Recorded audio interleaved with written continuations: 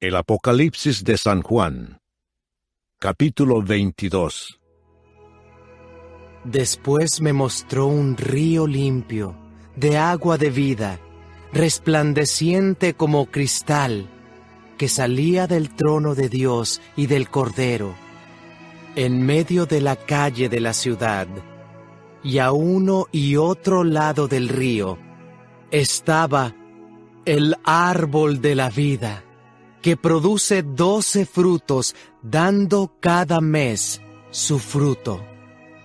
Y las hojas del árbol eran para la sanidad de las naciones, y no habrá más maldición.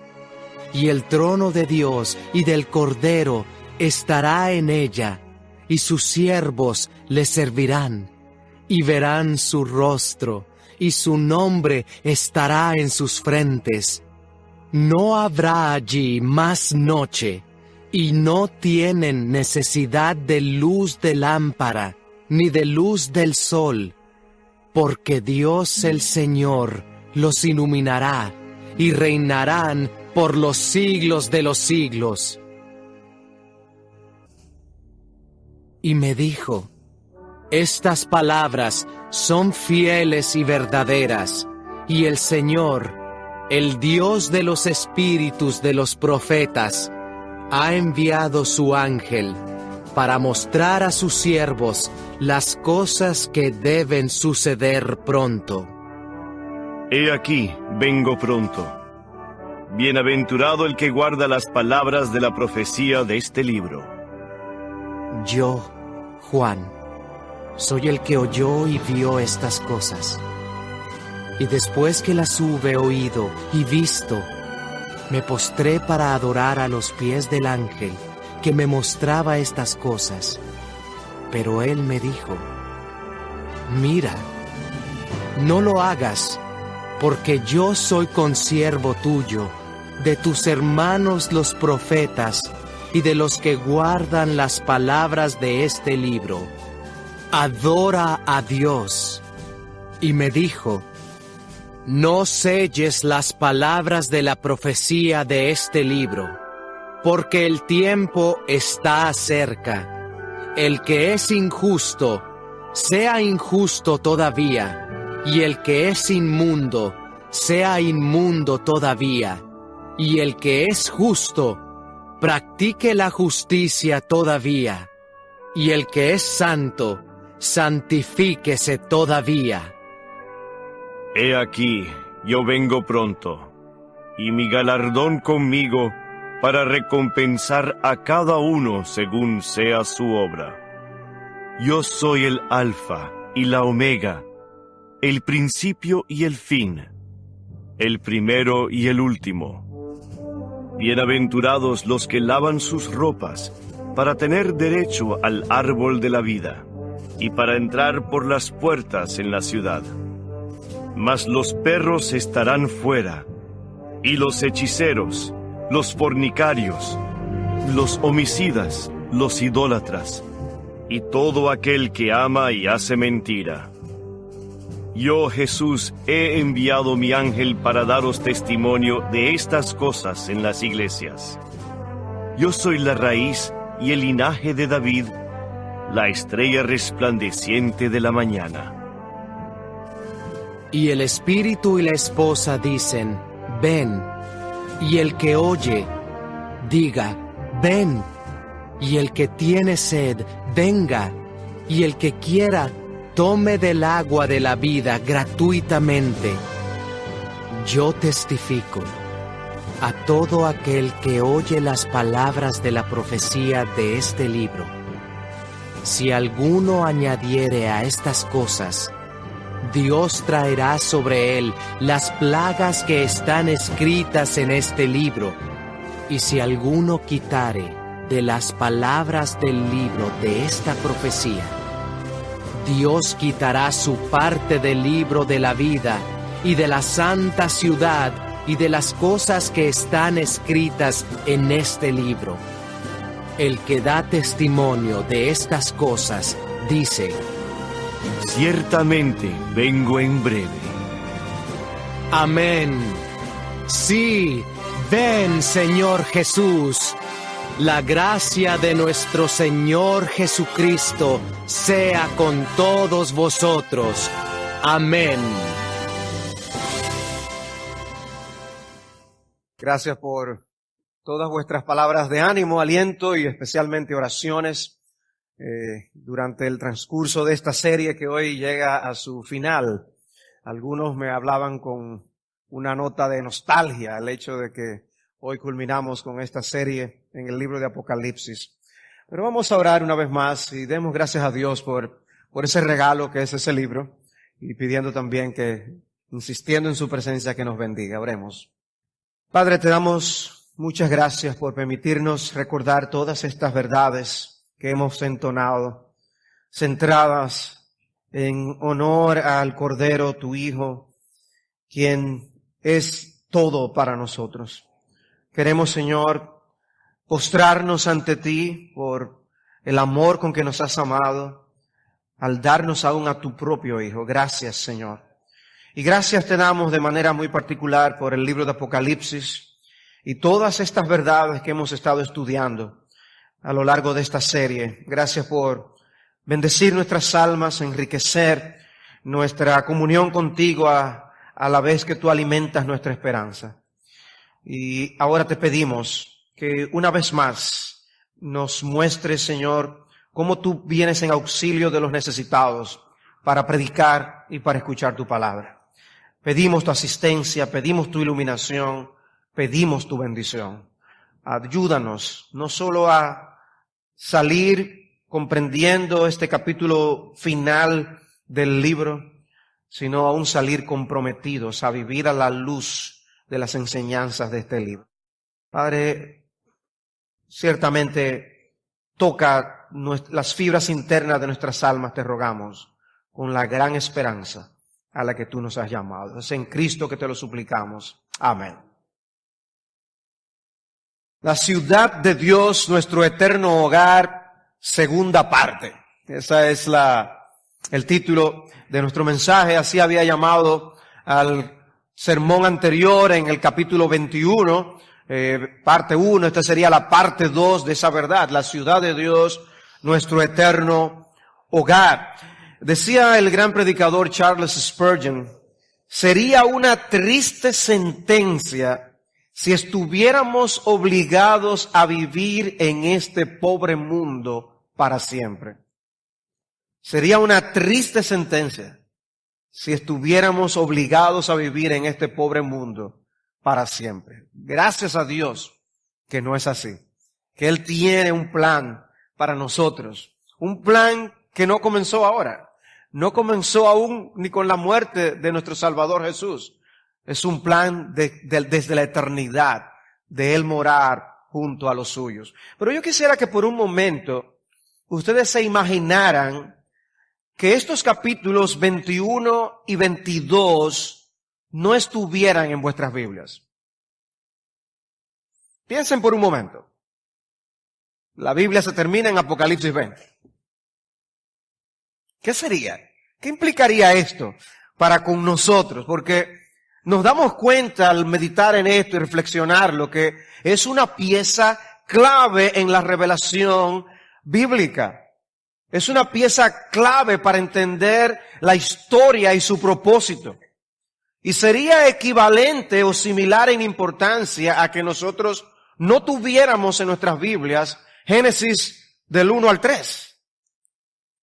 ¿Cómo salió todo y para qué? ¿Cómo se introdujo el pecado en el mundo? ¿Por qué el mundo está como está? ¿Cuántas respuestas vienen a nosotros cuando estudiamos Génesis 1 al 3? Pero de la misma manera, no tener Apocalipsis 21 y 22 quita delante de nosotros esa descripción del reino eterno de gloria, esa ciudad que Dios ha preparado para su pueblo. Estos capítulos son una unidad, están unidos entre sí de una manera muy íntima y cierran el libro de Apocalipsis y cierran el canon bíblico. La última vez que estudiamos el capítulo 21, vimos que se nos introduce el tema de una nueva creación, un cielo nuevo y una tierra nueva. Porque, como dice el apóstol Pedro en su segunda epístola, nosotros esperamos cielos nuevos y tierra nueva. Lo esperamos. Y Apocalipsis nos muestra entonces el final de toda la historia y la introducción de una nueva vida en la eternidad. Nuestro destino como hijos de Dios es la ciudad de Dios, donde moraremos con Él. El Cordero y su pueblo como la esposa del Cordero, juntos por la eternidad. Esa ciudad es la casa del Padre de la que Jesús nos habló en Juan capítulo 14 y al mismo tiempo es nuestro hogar. Y gran parte de lo que vimos en el capítulo 21 fue una descripción de ese bendito lugar. Es la descripción de un lugar indescriptible, lo que tenemos en Apocalipsis 21 y 22. Dios ha creado un lugar maravilloso para colocarnos ahí, pero no para luego irse. Para colocarnos ahí y pasar la eternidad junto a Él. La corona del lugar será su presencia con nosotros. Cristo vino a este mundo y se le llamó Emmanuel porque Dios moró con nosotros. Pero, hermanos, aquello será el cumplimiento de Emmanuel. Eterno, para siempre, moraremos con Jesús el Cordero. Y será el lugar más seguro. Nunca seremos separados de Dios, nunca más. Será un lugar sin pecado y sin las consecuencias del pecado. ¿Recuerdan aquel himno? En la mansión do Cristo está. Allí no habrá tribulación, ningún pesar, ningún dolor que me quebrante el corazón. En el capítulo 22 continuamos entonces escuchando acerca de la ciudad de Dios. Ya el capítulo 21 hizo uso unas 10 veces de la palabra ciudad. Evidentemente es un término importante. Pero aquí en el capítulo 22 tenemos esas palabras usadas unas cuantas veces más, porque hay un énfasis. Aunque en el capítulo 22 se nos añade un énfasis adicional.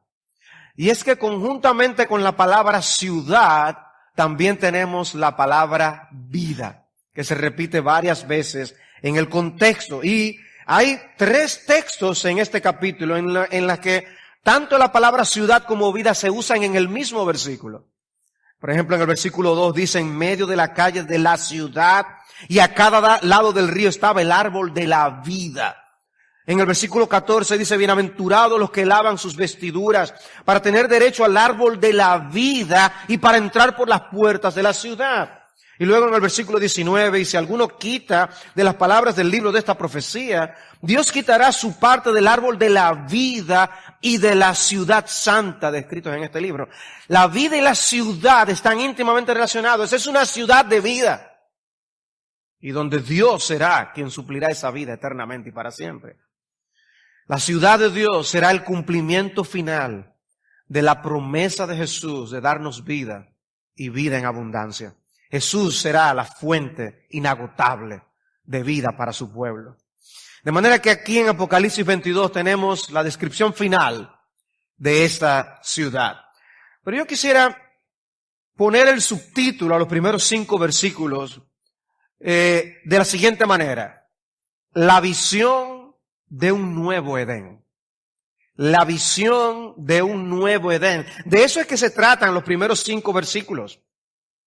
Es la visión de un nuevo Edén. Por eso el pastor Sugel, cuando leyó el texto, dice, ¿y esto no nos recuerda algo del libro de Génesis?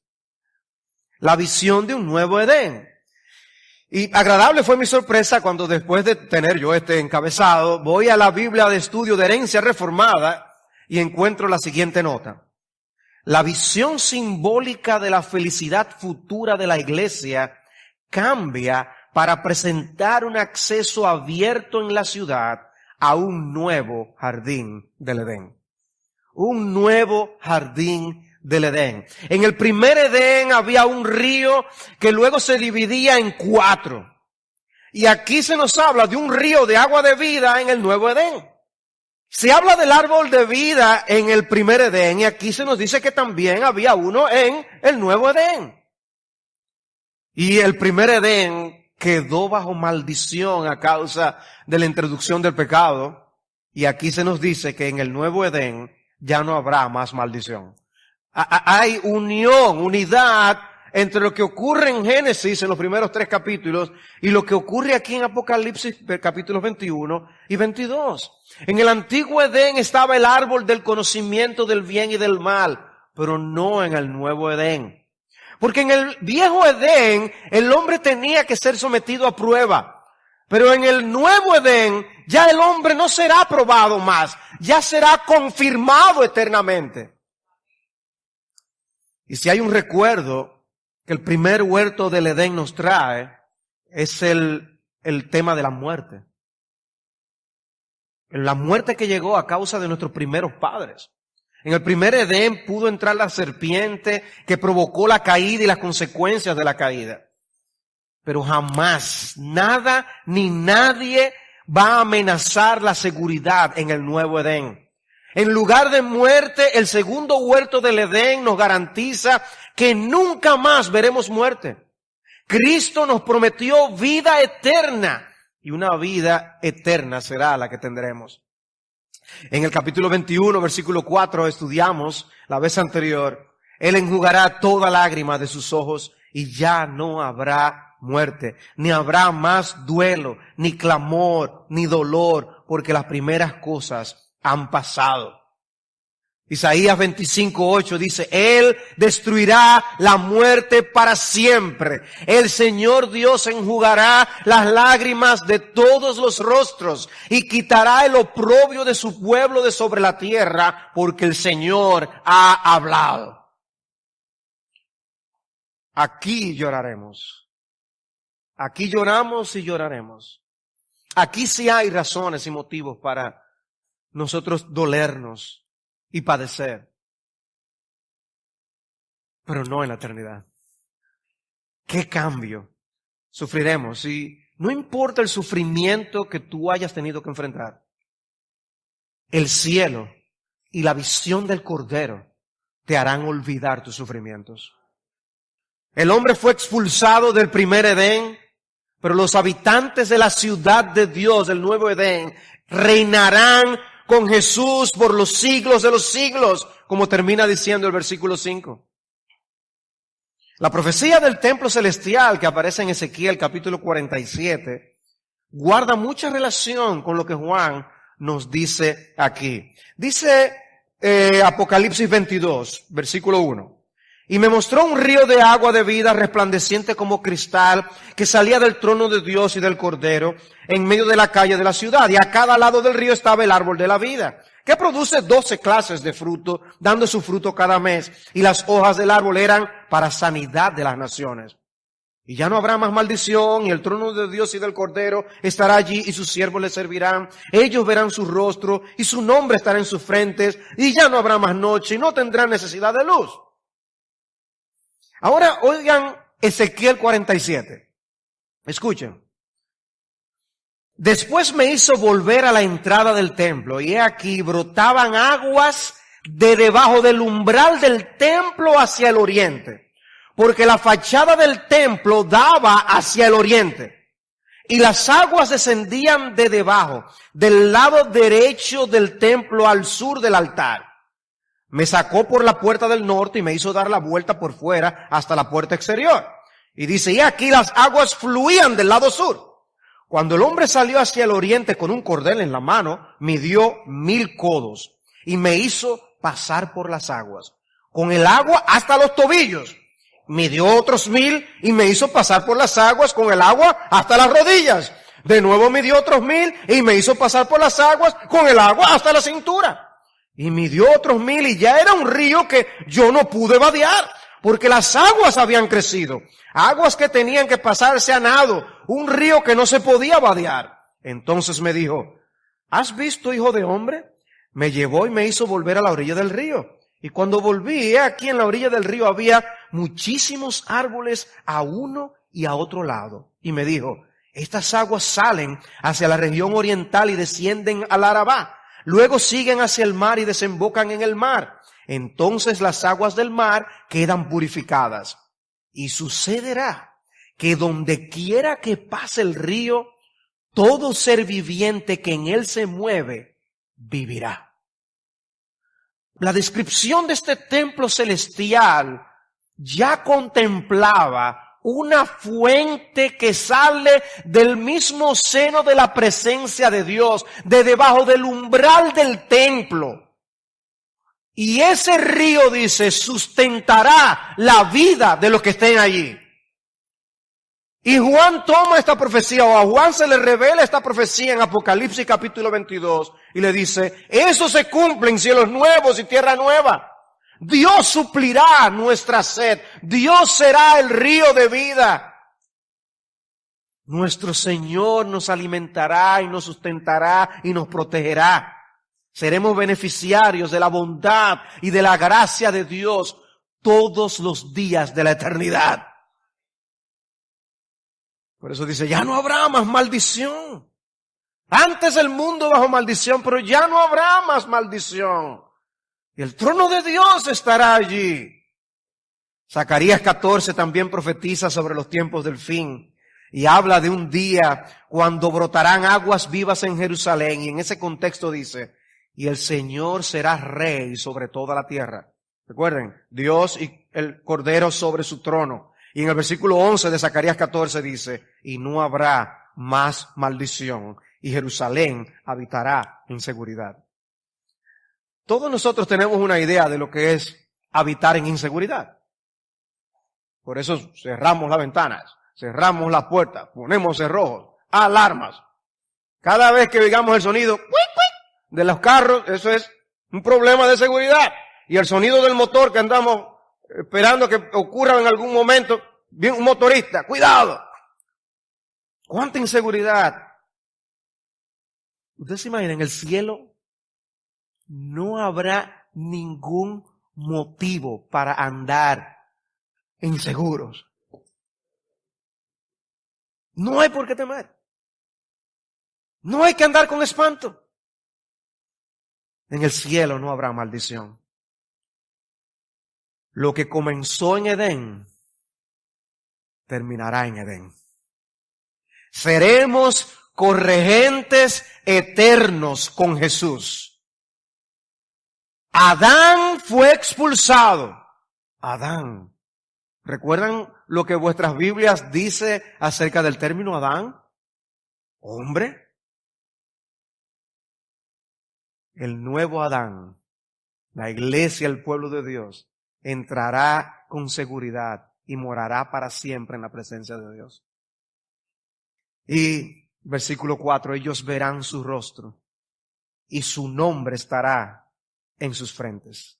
Versículo breve, pero glorioso. Ese versículo es un concentrado de la bendición eterna. Si hay algo que es concentrado, que hay que diluirlo para disfrutarlo, esta verdad es impresionante. Una de las glorias del Edén era la comunión que el hombre tenía con Dios. Qué apertura, qué cercanía tenía el hombre con Dios. El hombre y la mujer son creados e inmediatamente el Señor les da una bendición. Les concede señorío sobre la creación. Les informa sobre las cosas que ha puesto a su disposición como alimento. Dios hablaba cara a cara con ellos, pero perdieron ese privilegio por causa del pecado.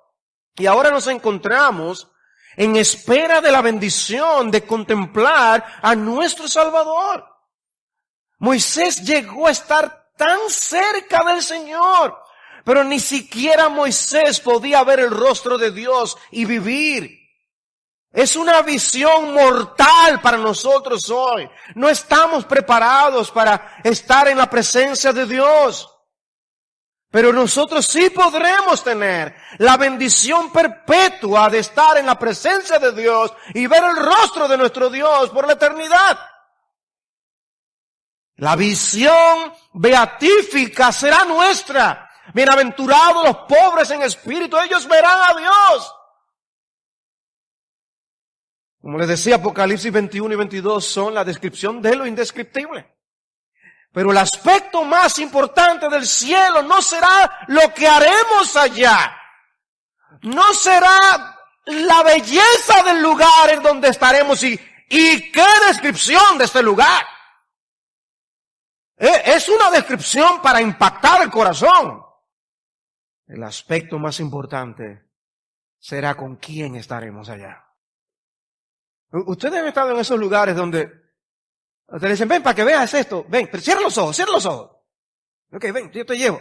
Abre los ojos ahora. ¿Y cuál es la reacción? Ahora, ven aquí ahora. Cierra los ojos, abre. Bueno, llegar al cielo, solamente encontrarnos allí ya. ¡Ay, estoy aquí! Pero ¿cómo que eso nos digan? Cierra los ojos. Ábrelos ahora. Y contemplar al Señor. No tendremos quijada suficiente ni con cuerpo glorificado. Dice que Ezequiel 48:35. La ciudad tendrá 18,000 codos en derredor. Obviamente quiere impactar con el número. Y dice, y el nombre de la ciudad desde ese día será, el Señor está allí. Y me gusta como lo dice la nueva versión internacional. Dice, el nombre de la ciudad será, aquí habita el Señor. Y nosotros habitaremos con Él. Será el lugar de su morada y el lugar de nuestra morada. ¿Qué será? ¿Qué será vivir eternamente en la presencia de Dios sin pecado?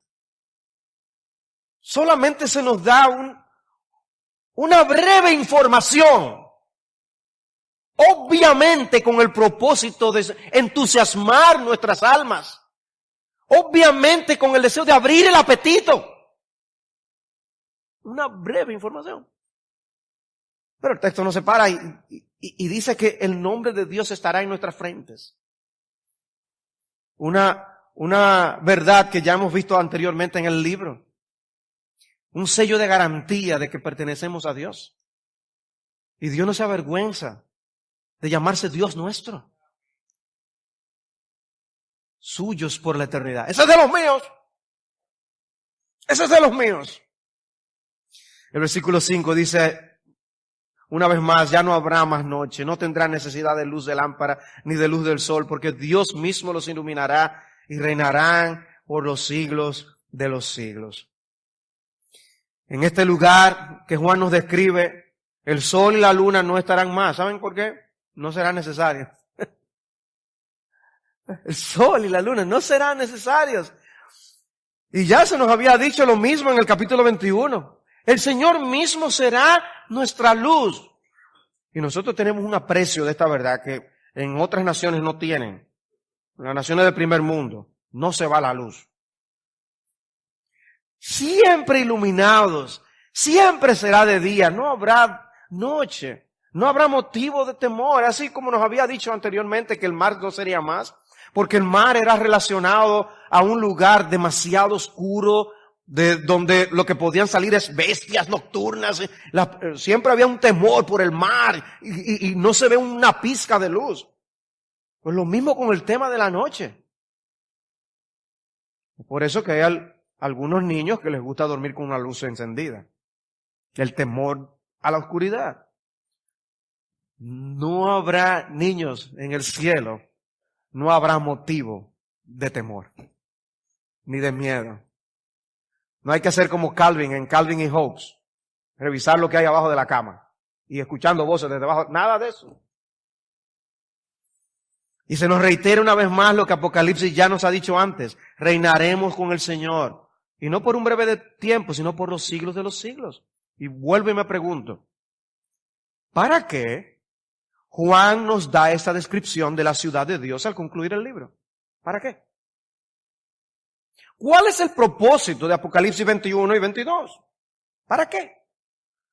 Me identifico con las palabras de Ian Duguid cuando él decía, el maravilloso plan de Dios para nuestras vidas no se limita a llevarnos al cielo.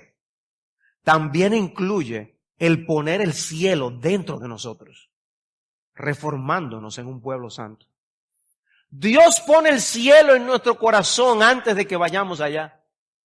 Y por eso tenemos porciones de la Escritura como esta, para que anhelemos llegar a aquel lugar. El Señor quiere que anhelemos el lugar, que nos anticipemos, que haya un amor por el lugar. Y Dios quiere que ese anhelo dé forma a nuestra vida mientras estemos aquí. Que lo que hacemos cada día, levantarnos, comer, cuidarnos, trabajar, proveer y volver en el ciclo de la vida, de eso no se trata el asunto. Nosotros hacemos o debemos hacer todo lo que hacemos en esta vida, y hay que hacer estas cosas según las prioridades correctas, pero hacerlo con la eternidad en mente. Vivir a la luz de la eternidad. Eso quiere Dios, impactarnos de esta forma. Dios quiere que nos sintamos nostálgicos del cielo antes de haber estado allá. ¿No han visto que a usted le hace falta llegar a casa otra vez después que tiene muchos días afuera? Bueno, Dios quiere que sin haber estado nunca allá, el leer estas cosas ya nos hagan nostálgicos. Que queramos ir. Por eso me impresiona cuando se describe la fe de Abraham. Cuando dice Hebreos 11 que por la fe habitó como extranjero en la tierra de la promesa, como una tierra extraña. Como extranjero. Como nosotros somos peregrinos en este mundo. Y dice, porque esperaba la ciudad que tiene fundamentos o cimientos, cuyo arquitecto y constructor es Dios. Él lo esperaba. Él lo esperaba. Y nosotros debemos esperarlo también. Que haya una expectativa en nuestros corazones de llegar a ese lugar que Dios ha preparado para nosotros. El Edén, el segundo Edén. Estaremos en el segundo Edén. Pero la segunda parte de este capítulo es lo que yo he llamado el epílogo del libro. Y así termina el libro y el libro de los libros. Los versículos 6 al 21. Pero no pensemos ni por un momento que el tema de la ciudad de Dios ha quedado en el olvido. Porque aunque el resto del capítulo es un epílogo de Apocalipsis y de la Biblia, se sigue hablando del tema, tanto en el versículo 14 como en el versículo 19. Y lo mismo con el tema de la vida, como ya les había mencionado anteriormente. Pero el libro concluye como muchas cartas del Nuevo Testamento, con muchas palabras y exhortaciones finales, como resumiendo los últimos deseos del escritor, las últimas bendiciones, las últimas advertencias. Dice el versículo 6, y me dijo, estas palabras son fieles y verdaderas. Y el Señor, el Dios de los espíritus de los profetas, envió a su ángel para mostrar a sus siervos las cosas que pronto han de suceder. He aquí yo vengo pronto. Bienaventurado el que guarda las palabras de la profecía de este libro. Estas palabras del versículo 6 pueden ser de un ángel o de Jesús, pero las del versículo 7 son evidentemente del Señor. Son una promesa de regresar pronto. Su regreso es un tema central al llegar a la conclusión del libro. En el versículo 7, he aquí yo vengo pronto. En el versículo 12, he aquí yo vengo pronto. En el versículo 20, sí vengo pronto. Amén, ven Señor Jesús. Es un tema central al terminar el libro. Cuando yo les predicaba el primer sermón de esta serie, hace un tiempo, yo les decía, el versículo 1:7 es central. Nos presenta una especie de lema del libro. Dice Apocalipsis 1:7, he aquí viene con las nubes y todo ojo le verá, aun los que le traspasaron, y todas las tribus de la tierra harán lamentación por él. Sí, amén. Yo soy el alfa y la omega, dice el Señor Dios, el que es y que era y que ha de venir, el Todopoderoso. Pero ¿qué hacemos con la expresión? Yo vengo pronto. Si ya han pasado más de 2000 años y no ha sucedido. Bueno, algunos interpretan Apocalipsis como habiendo ya tenido cumplimiento con la destrucción de Jerusalén en el 70 después de Cristo, relacionándolo con algunos de los comentarios de Jesús en Mateo 24. Sin embargo, ni creemos que el libro fue escrito en una fecha tan temprana, ni creemos que estaba solo hablando de manera figurada acerca de la segunda venida de Cristo. Aún en un libro como Romanos encontramos una expresión similar que obviamente no está hablando de manera figurada acerca de lo que Dios hará. Dice Romanos 16:20, y el Dios de paz aplastará pronto a Satanás debajo de vuestros pies. La gracia de nuestro Señor Jesucristo sea con vosotros. Y la palabra pronto aquí es la misma que encontramos en Apocalipsis. Se habla de algo que inevitablemente sucederá. Y me gusta como lo dice un comentarista. Dice, la expresión es sumamente enfática, ya que Juan utiliza un verbo que expresa la idea de algo que debe producirse. Es algo que es inevitable que se produzca. Al estar en presente de indicativo, este verbo impersonal designa una necesidad absoluta. Por tanto, los enunciados que se forman con ese verbo tienen por naturaleza carácter absoluto, incuestionable y determinístico. Esto es, se cumplirán inexorablemente. En otras palabras, ¡eso viene! Es diciéndonos, en el plan de Dios, lo que falta ya es que Jesús vuelva a implantar su reino eterno. De manera que, como dice Tom Schreiner, todo cristiano tiene que estar preparado en todo momento. Todo cristiano tiene que estar preparado en todo momento. Pero el versículo 7 contiene una segunda expresión. Bienaventurado el que guarda las palabras de la profecía de este libro. Uno de los aspectos de la forma en que concluye el libro es que trae elementos a nuestra mente de la forma como el libro comenzó en Apocalipsis 1. Dice Apocalipsis 1:3, bienaventurado el que lee y los que oyen las palabras de la profecía y guardan las cosas que están escritas en ella porque el tiempo está cerca. O sea, cosas de los capítulos 21 y 22, ya Juan lo ha dicho en Apocalipsis 1, 2 y 3. De manera que escuchar y meramente conocer el contenido de este libro no es suficiente. Leer Apocalipsis simplemente por un interés especulativo y tratar de empezar a identificar personajes y eventos de la historia no es el propósito de este libro. El propósito de este libro es afectar el corazón y provocar una respuesta espiritual de parte del pueblo de Dios. Ahora, es interesante lo que ocurre en los siguientes dos versículos. Hablando de impacto. Dice el versículo 8, yo Juan soy el que oyó y vio estas cosas. Y cuando oí y vi, me postré para adorar a los pies del ángel que me mostró estas cosas. Pero si tú fueras Juan, posiblemente tú te hubieras tentado a solamente decir, cuando yo vi esto, yo me postré a adorar. Pero Juan es honesto y él dice, me postré a adorar ante los pies del ángel. Metí la pata. Pero es que cualquiera se emociona. Es como si estuviera diciendo, es que la reacción correcta es adorar. El que conoce lo que está diciendo Apocalipsis, tiene que adorar. Tiene que adorar.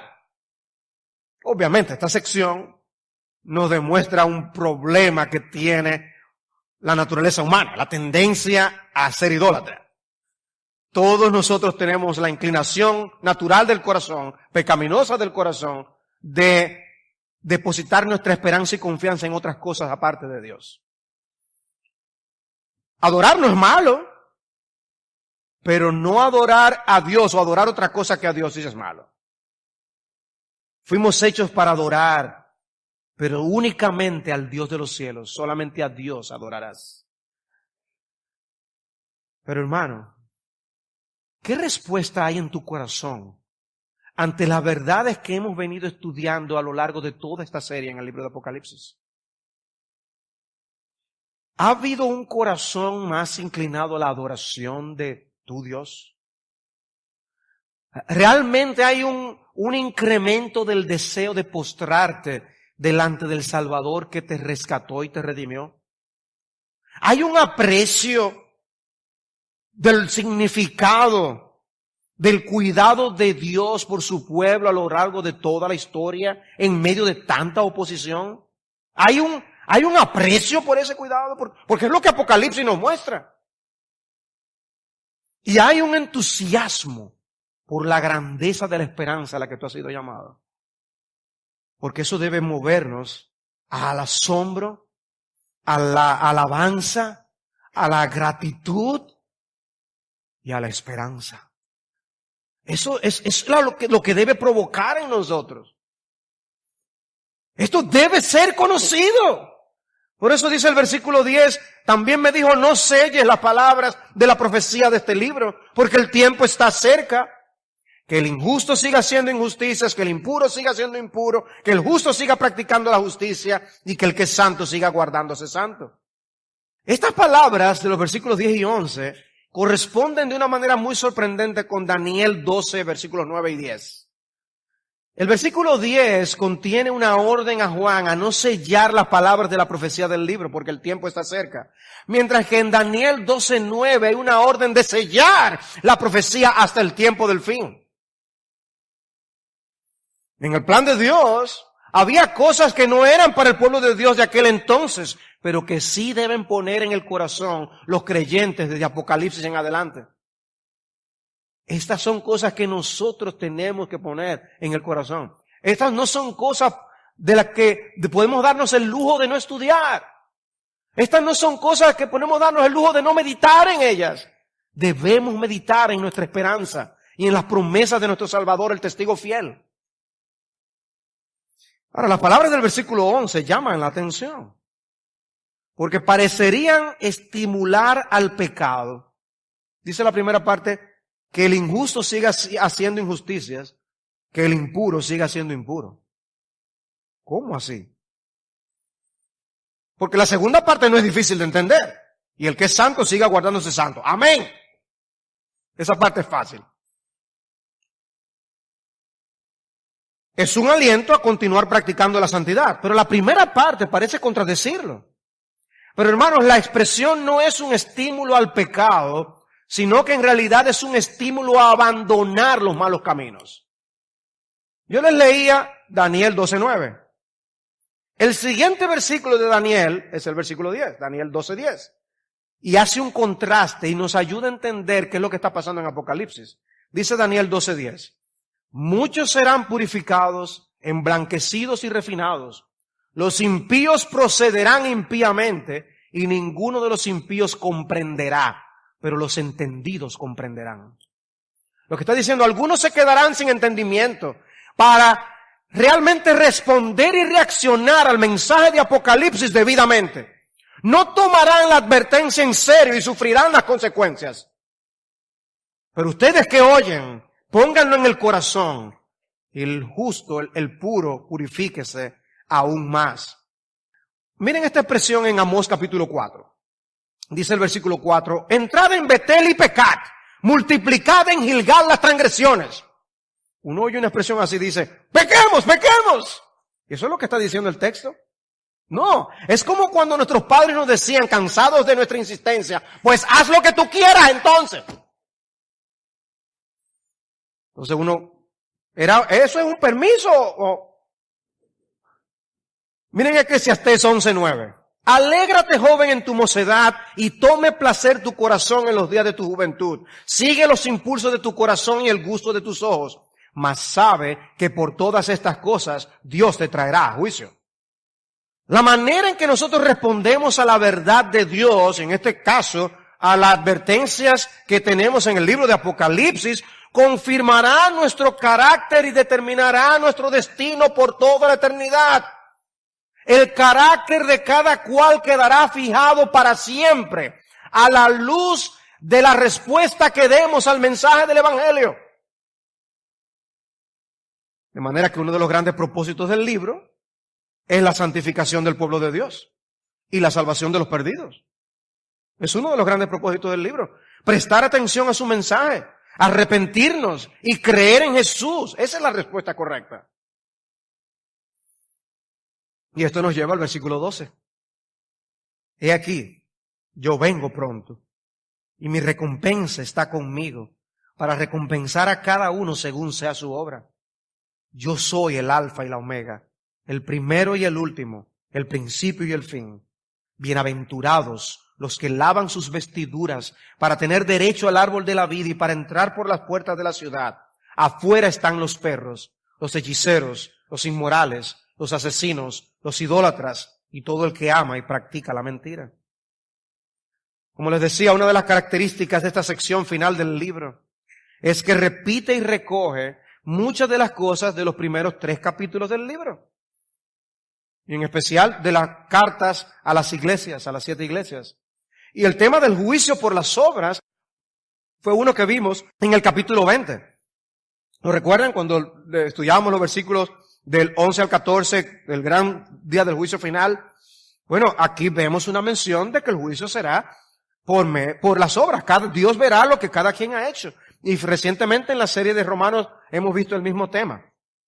Jesús manifiesta también su deidad de una manera muy clara en este texto. En el versículo 13 usa elementos que el profeta Isaías ha declarado para referirse al único Dios vivo y verdadero. Y Juan lo aplica a Jesús aquí. Jesús mismo se describe así: Alfa y Omega, primero y último, principio y fin. Jesús es Dios. Y todo hombre debe postrarse ante ese Dios. El que no adora a Jesús es un idólatra. Esa es la lección de las Escrituras. El Jesús que nació en Belén y que murió en el Calvario es Dios. Vino primeramente como Redentor a morir por su pueblo, pero es el mismo que vendrá por segunda vez para recompensar a cada uno según sus obras. Traerá salvación a los suyos y será el juez que condenará a los que decidieron no identificarse con Él. Y el versículo 14 menciona la última bienaventuranza del libro. Bienaventurados los que lavan sus vestiduras para tener derecho al árbol de la vida, para entrar por las puertas de la ciudad. Quedar fuera de la ciudad es una enorme maldición. Quedar fuera de la ciudad es lo que hemos visto ya anteriormente en el libro. Es un lago que arde con fuego y azufre.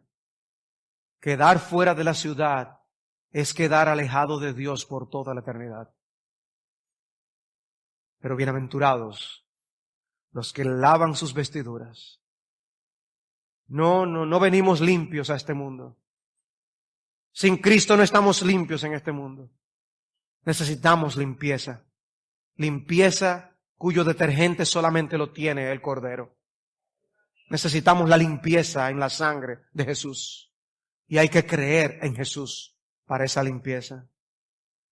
Bienaventurados los que lavan sus vestiduras. Esa bienaventuranza habla de una maldición. Bienaventurados los que lavan, malditos los que no lavan sus ropas. Dios tenga misericordia de ti. Si no lavas tus ropas, sufrirás la maldición de la que habla este libro. ¡Ay de los que se queden fuera! Afuera están los perros, los hechiceros, los inmorales, los asesinos, los idólatras. Claro, los asesinos, bien, sí, los Hitler, no, los Mussolini, muy bien. No. Todos los idólatras. Y eso lo somos todos nosotros, sin Jesucristo. Si Dios no perdona tu pecado de idolatría, de amar otras cosas más que a Dios, a otras personas más que a Dios, este será tu destino eterno. Creer o no en Jesús no es algo indiferente. O lo amas o no lo amas. El que lo ama quiere que Él vuelva. Pero para quien no le ama, él no quiere ver a Jesús. No quiere encontrarse con Jesús. Su regreso será una maldición. Dice 1 Corintios 16:22, si alguno no ama al Señor, que sea anatema. Eso significa maldito. Y ahí mismo dice, Maranata, ven Señor. Sentir la grandeza de esta bienaventuranza, amados hermanos, y la profunda miseria de esta maldición, es lo que el Espíritu Santo quiere provocar en los lectores de este libro. La indiferencia en cualquier sentido es terrible. Hermanos, es terrible que Dios nos haya dado un libro para animar nuestra esperanza, de una manera tan gloriosa como lo hace para orientarnos, para saber que nuestro destino no es tratar de ser felices en este mundo eternamente y para siempre, que nuestro destino es vivir en este mundo para la gloria de Dios y prepararnos para la eternidad. Es terrible que nosotros podamos exponernos a todo este contenido y seguir con nuestras almas ancladas y atadas a este mundo y a las cosas de este mundo. No, Dios quiere que nuestros corazones sean elevados al cielo y a la eternidad. Y si tu indiferencia es en medio de estar perdido sin Jesucristo en este mundo, entonces es todavía más terrible aún. Porque a la eternidad a la que tú pasarás cuando te mueras de este mundo o cuando Cristo vuelva, va a significar una separación eterna de Dios y un sufrimiento eterno por causa de tus pecados. Porque Dios no morará con el pecado. Por eso habla de aquellos que tienen la bienaventuranza de tener derecho al árbol de la vida. Y eso nos debe llevar a Génesis 3 una vez más. ¿Qué ocurrió cuando el hombre cayó en pecado? Que Dios le quitó al hombre el derecho y el acceso al árbol de la vida. Cuidado ahora, no vaya a extender su mano y tomar también del árbol de la vida y coma y viva para siempre. Dios puso querubines y una espada encendida que giraba en todas direcciones para guardar el camino del árbol de la vida. Nadie podía entrar y comer de ese árbol. Sin embargo, ahora viene y nos dice, pero hay acceso en Cristo Jesús a todo el que cree en Él para comer de ese árbol de la vida eternamente y para siempre. Dice Apocalipsis 2:7, al vencedor le daré a comer del árbol de la vida que está en el paraíso de Dios. Y me gusta que lo dice en presente, que está en el paraíso de Dios. Es tan cierto como que tú y yo estamos aquí. Y te promete, no te quedes fuera. Entra a la ciudad. Entra en Cristo a la ciudad. Dice el versículo 16. Yo Jesús. Y me encanta cómo lo dice. Yo Jesús. ¿Recuerdan cómo es que nosotros veíamos siempre los mensajes en Apocalipsis? Y el Señor enviaba un ángel y les decía. Y el Señor envió al ángel que usó la copa y le dijo a Juan. Aquí Juan nos hace ver que es Jesús mismo que le está hablando. Yo Jesús he enviado a mi ángel a fin de daros testimonio de estas cosas para las iglesias. Jesús nos está diciendo, yo quiero que ustedes lo sepan. Y se lo dijo a las iglesias de Asia Menor y lo dice a nosotros, las iglesias del siglo XXI. Cristo en el cuidado de su pueblo. Yo quiero que ustedes sepan cómo son las cosas en la historia, en que el devenir de la historia no ha sido otra cosa que el gobierno del Dios que está sentado en el trono y que el Cordero es aquel digno en quien hay que refugiarse para evitar las plagas que hay en este libro. Yo quiero que mi pueblo lo sepa a fin de daros testimonio de estas cosas. Yo soy la raíz y la descendencia de David, el lucero resplandeciente de la mañana. Ya en Apocalipsis 5:5, el Señor había dicho esto acerca de ser la raíz de David. Dice, no llores. Mira, el león de la tribu de Judá, la raíz de David, ha vencido para abrir el libro y sus 7 sellos. O sea que él es la raíz de David, o sea que David viene de él. Pero al mismo tiempo es la descendencia de David. Lo están viendo, ¿verdad? Yo espero que está claro. Él dice, yo soy la raíz y la descendencia de David. El Mesías vino de David.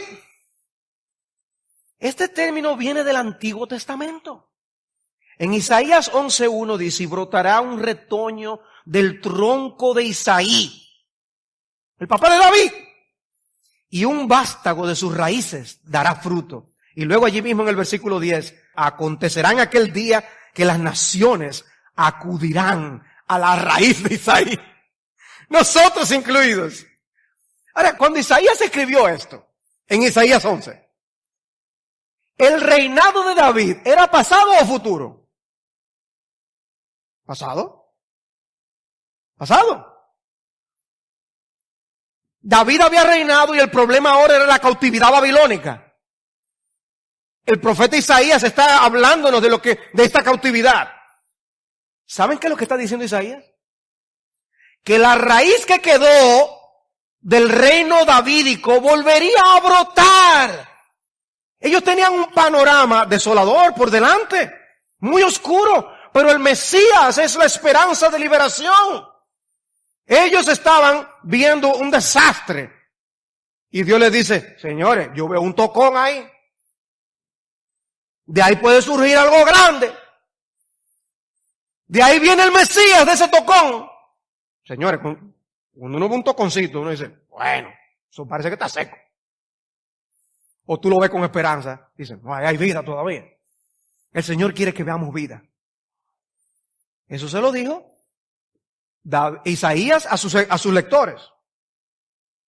Juan toma, y el Señor toma esta descripción y la trae a Apocalipsis 22. Y la escuchan las iglesias de Asia Menor de aquel entonces. Y las escuchamos nosotros aquí en República Dominicana hoy.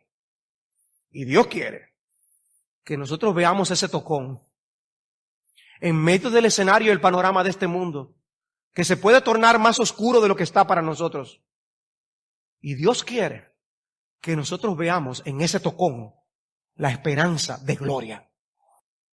Aunque veamos las cosas oscuras, negras, Dios implantará su reino y Cristo el Cordero gobernará eternamente y para siempre y nosotros con Él. Anímense, les está diciendo. Yo soy la raíz y la descendencia de David. Y Daniel nos ha prometido que de ese reino vendría un reino eterno. Y nosotros reinaremos eternamente con Él. Y es en ese contexto que entonces dice, pues empecemos a invitar entonces. Vamos a invitar. Esto es algo que tiene que beneficiarse la mayor cantidad de personas posible.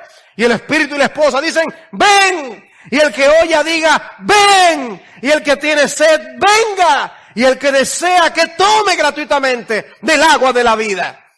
¿Qué hace Apocalipsis ahora al terminar este mensaje? Hace una invitación. Este es un mensaje que hay que proclamar. No es un mensaje derrotista. Es un mensaje de victoria.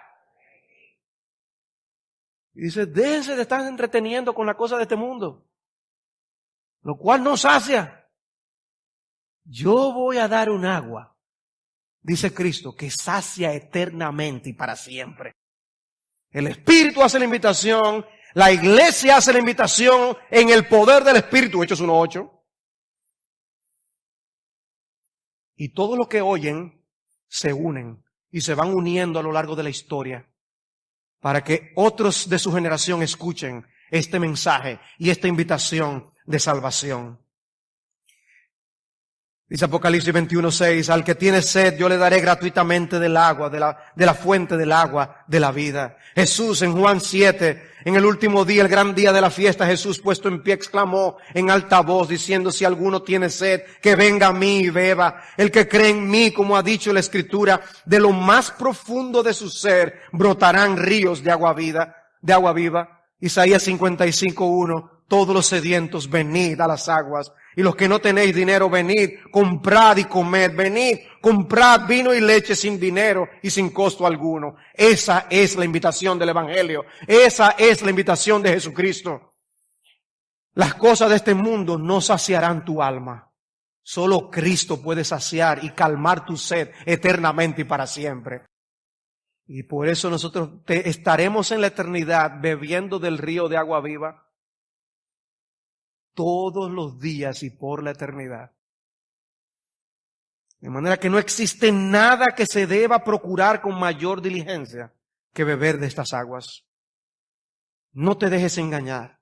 No hagas un trastueque y vivas para las prioridades de este mundo. Porque en todo el universo no existe nada más importante que esta oferta del Señor. Finalmente dice el versículo 18, yo testifico a todos los que oyen las palabras de la profecía de este libro, Si alguno añade a ellas, Dios traerá sobre él las plagas que están escritas en este libro. Y si alguno quita de las palabras del libro de esta profecía, Dios quitará su parte del árbol de la vida y de la ciudad santa descritos en este libro. No puedo abundar en esto por causa del tiempo, pero sencillamente Dios ha dicho exactamente lo que tú necesitas escuchar para la salvación de tu alma y la edificación de tu corazón.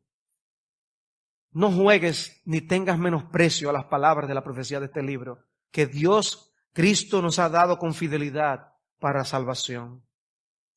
Y finalmente los versículos 20 y 21. El que testifica de estas cosas dice, sí, vengo pronto. Amén. Ven, Señor Jesús. La gracia del Señor sea con todos. Amén. ¿Quién es el que testifica de estas cosas? Jesús. Jesús. Él nos da su palabra. ¿Tú crees a Jesús? Si Él lo dijo, es así. No es que se le ha hecho tarde. Yo doy gracias a Dios de que Jesús no vino hace 40 años atrás, porque yo me hubiera perdido. Y muchos de ustedes pueden decir, gracias Señor, porque también me diste oportunidad para el arrepentimiento. Y tú hoy tienes oportunidad de arrepentimiento, porque Él no ha venido. Porque si Él regresa, después de su regreso ya no habrá una segunda oportunidad. Aprovecha la oportunidad que Dios te da hoy. Y cambia el deseo que tú tienes por 1000 cosas de este mundo. Y colócalo ese deseo sobre Jesucristo. Y sobre la oferta de salvación que Él te da sinceramente hoy. Pero hermanos, veamos otra cosa aquí. Y es que todas las enseñanzas del libro de Apocalipsis deben incrementar en nosotros un deseo por la segunda venida. Un deseo que se transforma en oración y en acción. Porque vivir a la luz de la segunda venida tiene implicaciones. Cuando Dios salva, Dios siembra en los corazones un deseo de su regreso en gloria. Lo vemos en 1 Tesalónica 1, 9 y 10. Cómo los tesalonicenses ahora fueron transformados para dejar los ídolos, servir al Dios vivo y verdadero y esperar de los cielos a su Hijo. Oh hermanos, que Dios inflame amor por Cristo y podamos así estar aguardando la esperanza bienaventurada de nuestro bendito Salvador.